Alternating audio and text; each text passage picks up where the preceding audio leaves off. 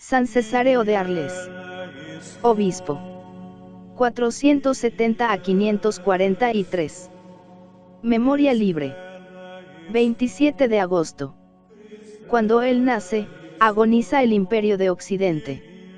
Hijo de un rico galorromano de Chalón, ya en su infancia era tan compasivo, que muchas veces daba los zapatos nuevos a los niños que andaban descalzos, pero luego, para evitar los azotes de su padre, no temía decir que se los habían cogido. Este rasgo ingenuo y conmovedor nos recuerda lo que dirá más tarde a su pueblo de Arles: escuchadme, hermanos míos, que cada cual haga sus posibles para no venir a la iglesia con las manos vacías.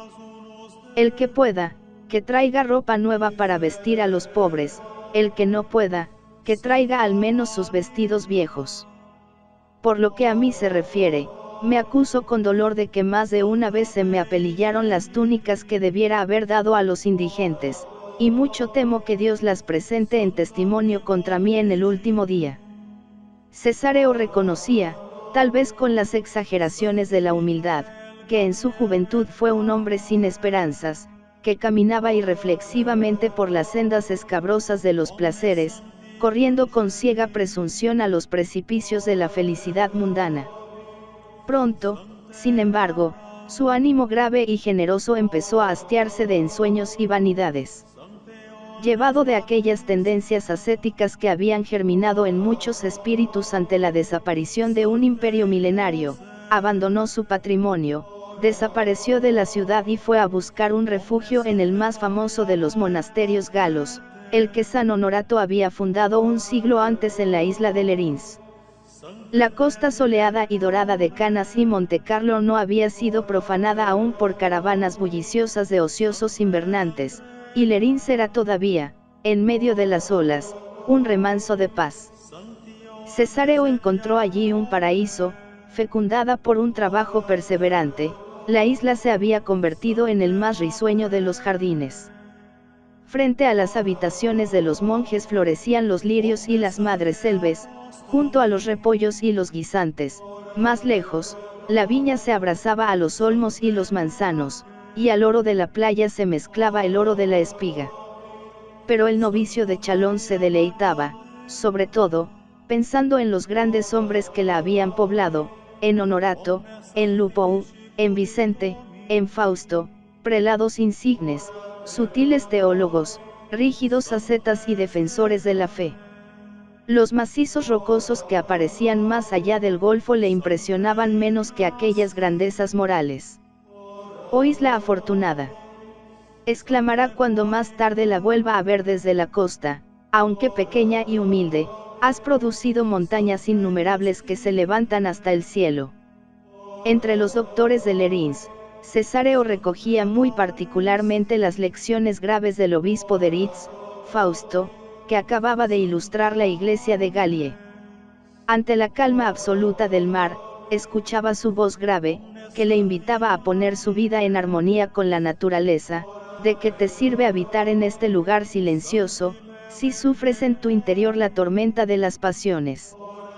¿Qué deleite puede tener para ti esa calma, si las tempestades conmueven tu corazón? ¿Y para qué haber dejado el mundo, si sigues alimentando los afectos mundanos dentro de ti? Otras veces las olas avanzaban furiosas, como queriendo devorar la isla, y entonces el joven monje leía: este mar es el mundo, el monasterio, en cambio, es el puerto. ¿Qué debe hacer el monje? Echar el áncora para siempre. ¿Osará volver al mundo algún día? Esas rocas contra las cuales se rompe la furia del mar son la imagen de los escollos entre los cuales habría de perecer. Cesáreo leía ávidamente las instrucciones que 20 años antes había escrito el abad Fausto para los monjes de la isla. Eran para él como un manual de ascética, como el alimento de su vida y el arsenal en que buscará sus armas cuando a su vez se convierta en predicador y legislador de monjes.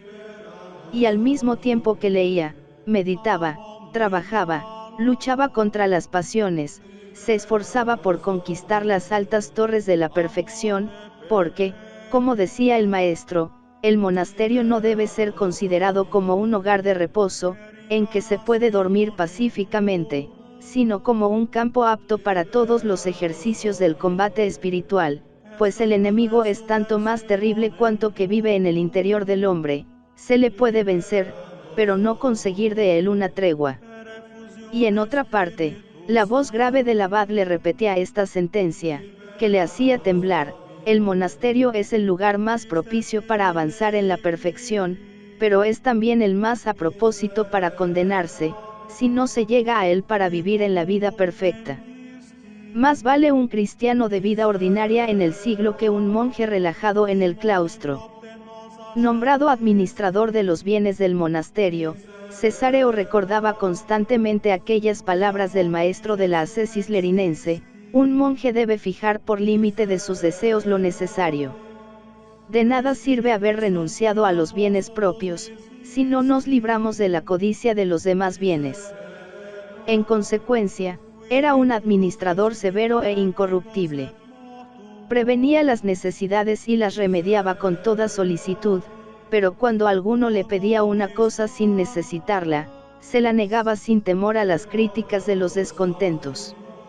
Si hay alguien a quien mi conducta desagrada, solía decir, que considere mi propio peligro. Mucho me temo que aquellos para quienes tenga aquí una falsa complacencia, se olviden de defender mi causa delante del tribunal de Cristo. No me siento con bastantes méritos para tomar sobre mí los pecados de otro, ni con bastante elocuencia para contradecir delante de un juez poderoso a los grandes santos que fijaron la disciplina de la vida cristiana. Antes que mitigar su rigor, el austero mayordomo prefirió dejar su cargo para retirarse a vivir en una celda solitaria que había cerca del monasterio. Allí se entregó con tal ardor a los ayunos y a las penitencias, que en poco tiempo quebrantó su salud, y no solo tuvo que desistir de su empeño de igualar las proezas de los ayunadores de Egipto, sino que se vio obligado a trasladarse a Arles en busca de médicos y medicinas. La receta de los médicos fue una desilusión para el joven cenobita. Había creído que con ayuda de alguna pócima llegarían a devolverle las fuerzas en pocos días para volver a reanudar sus combates diurnos y nocturnos, pero desde el primer momento le dijeron que, si quería curar, debía pasar mucho tiempo lejos de la soledad, durmiendo a discreción, comiendo delicadamente, paseándose y renunciando a sus vigilias prolongadas.